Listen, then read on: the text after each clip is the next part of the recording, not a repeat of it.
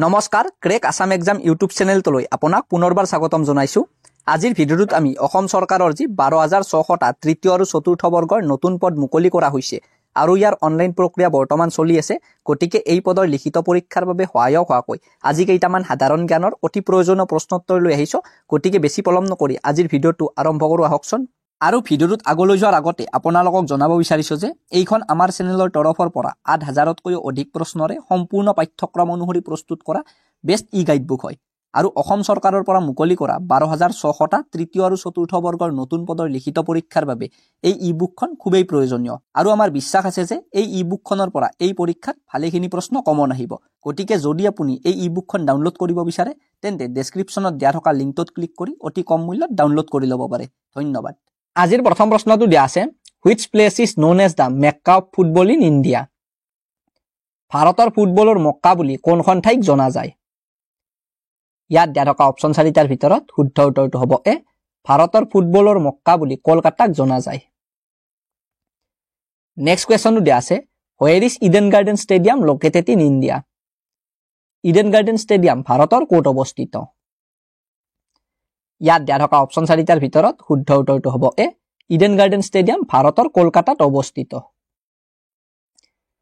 Next কুৱেশ্যনটো দিয়া আছে, which place is known as Manchester in Assam?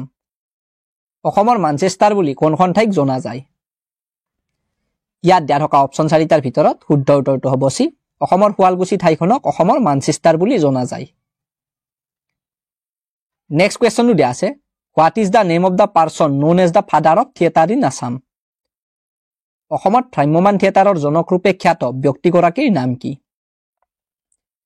ইয়াত দিয়া থকা অপচন ৪টাৰ ভিতৰত শুদ্ধ উত্তৰটো হ'ব চি, অসমত ভ্ৰাম্যমান থিয়েটাৰৰ জনকৰূপে খ্যাত ব্যক্তিগৰাকীৰ নাম হ'ল অচ্যুত লহকৰ। নেক্সট কুৱেশ্যনটো দিয়া আছে, what was the name of the first mobile theatre group in Assam? অসমৰ প্ৰথমটো ভ্ৰাম্যমান নাট্য দলৰ নাম কি আছিল? ইয়াত দিয়া থকা অপচন ৪টাৰ ভিতৰত শুদ্ধ উত্তৰটো হ'ব ডি, অসমৰ প্ৰথমটো ভ্ৰাম্যমান নাট্য দলৰ নাম আছিল নটৰাজ থিয়েটাৰ। নেক্সট কুৱেশ্যনটো দিয়া আছে, in which year was the Natraj theatre established? কিমান চনত নটৰাজ থিয়েটাৰ স্থাপন কৰা হৈছিল? ইয়াত দিয়া থকা অপচন ৪টাৰ ভিতৰত শুদ্ধ উত্তৰটো হ'ব চি, ১৯৬৩ চনৰ ৯ জুলাই তাৰিখে নটৰাজ থিয়েটাৰ স্থাপন কৰা হৈছিল। নেক্সট কুৱেশ্যনটো দিয়া আছে, where did Mahatma Gandhi wrote the article lovely Assam? Mahatma গান্ধীয়ে লাভলি আছাম নামৰ প্ৰবন্ধটি ক'ত থাকোতে লিখিছিল? ইয়াত দিয়া থকা অপচন ৪টাৰ ভিতৰত শুদ্ধ উত্তৰটো হ'ব ডি, মহাত্মা গান্ধীয়ে লাভলি আছাম নামৰ প্ৰবন্ধটি অসমৰ তেজপুৰত থাকোতে লিখিছিল।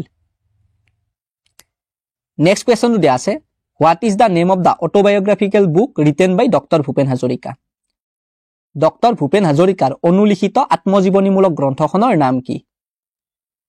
ইয়াত দিয়া থকা অপচন ৪টাৰ ভিতৰত শুদ্ধ উত্তৰটো হ'ব এ, ডক্টৰ ভূপেন হাজৰিকাৰ অনুলিখিত আত্মজীৱনীমূলক গ্ৰন্থখনৰ নাম হ'ল মই এটি যাযাবৰ। নেক্সট কুৱেশ্যনটো দিয়া আছে, হুইচ ষ্টেট ৱাজ হোষ্টেড দ্য খেলো ইণ্ডিয়া ইউথ গেমছ 2021? খেলো ইণ্ডিয়া যুৱ ক্ৰীড়া 2021 কোনখন ৰাজ্যত অনুষ্ঠিত হৈছিল? ইয়াত দিয়া থকা অপচন ৪টাৰ ভিতৰত শুদ্ধ উত্তৰটো হ'ব এ, খেলো ইণ্ডিয়া যুৱ ক্ৰীড়া সমাৰোহ 2021 হাৰিয়ানা ৰাজ্যখনত অনুষ্ঠিত হৈছিল। নেক্সট কুৱেশ্যনটো দিয়া আছে, খেলো India youth games 2023 was held in which state? খেলো ইণ্ডিয়া যুৱ ক্ৰীড়া 2023 কোনখন ৰাজ্যত অনুষ্ঠিত হৈছিল? ইয়াত দিয়া থকা অপচন ৪টাৰ ভিতৰত শুদ্ধ উত্তৰটো হ'ব এ, খেলো ইণ্ডিয়া যুৱ ক্ৰীড়া 2023 মধ্যপ্ৰদেশ ৰাজ্যখনত অনুষ্ঠিত হৈছিল। নেক্সট কুৱেশ্যনটো দিয়া আছে, who was the first Indian women to receive the Ramon Magsaysay award? Ramon Magsaysay বঁটা লাভ কৰা প্ৰথমগৰাকী ভাৰতীয় মহিলা কোন আছিল?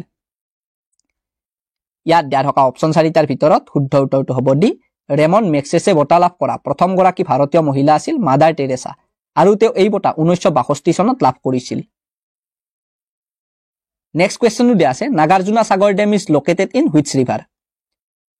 নাগাৰ্জুন সাগৰ বান্ধ কোনখন নদীত অৱস্থিত? ইয়াত দিয়া থকা অপচন ৪টাৰ ভিতৰত শুদ্ধ উত্তৰটো হ'ব চি, নাগাৰ্জুন সাগৰ বান্ধ কৃষ্ণা নদীৰ ওপৰত অৱস্থিত। নেক্সট কুৱেশ্যনটো দিয়া আছে, what was the name of the magazine published by Mahatma Gandhi in South Africa? দক্ষিণ আফ্ৰিকাত মহাত্মা গান্ধীয়ে প্ৰকাশ কৰা আলোচনীখনৰ নাম কি আছিল?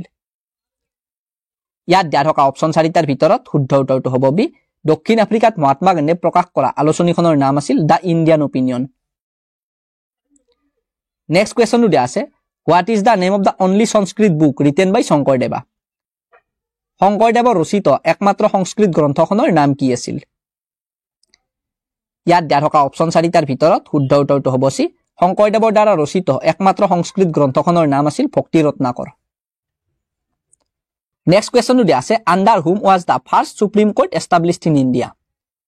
কাৰ অধীনত ভাৰতত প্ৰথম উচ্চতম ন্যায়ালয় প্ৰতিষ্ঠা কৰা হৈছিল? ইয়াত দিয়া থকা অপশ্যন 4টাৰ ভিতৰত শুদ্ধ উত্তৰটো হ'ব এ। ৰেগুলেটিং এক্ট 1773 অধীনত ভাৰতত প্ৰথম উচ্চতম ন্যায়ালয় প্ৰতিষ্ঠা কৰা হৈছিল। নেক্সট কুৱেশ্যনটো দিয়া আছে, হু বিল্ড দ্য পিকক থ্ৰোন? ময়ূৰ সিংহাসন কোনে নিৰ্মাণ কৰিছিল? ইয়াত দিয়া থকা অপশ্যন 4টাৰ ভিতৰত শুদ্ধ উত্তৰটো হ'ব এ।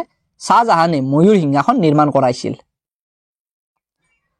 নেক্সট কুৱেশ্যনটো দিয়া আছে, what was the name of the artist who made the পিকক থ্ৰোন?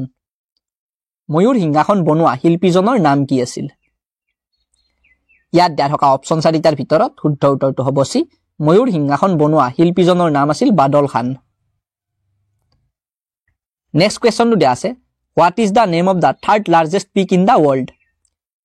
পৃথিৱীৰ তৃতীয় বৃহত্তম শৃংগটোৰ নাম কি? ইয়াত দিয়া থকা অপশ্যন 4টাৰ ভিতৰত শুদ্ধ উত্তৰটো হ'ব বি। পৃথিৱীৰ তৃতীয় বৃহত্তম শৃংগটোৰ নাম হ'ল কাঞ্চনজংঘা শৃংগ। নেক্সট কুৱেশ্যনটো দিয়া আছে, what is the total height of Kanchenjunga pick?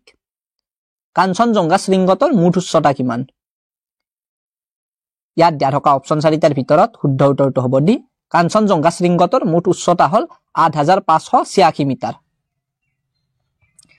Next কুৱেশ্যনটো দিয়া আছে, who resign the from the ICS post for the Jallianwala Bagh মাছাকাৰ?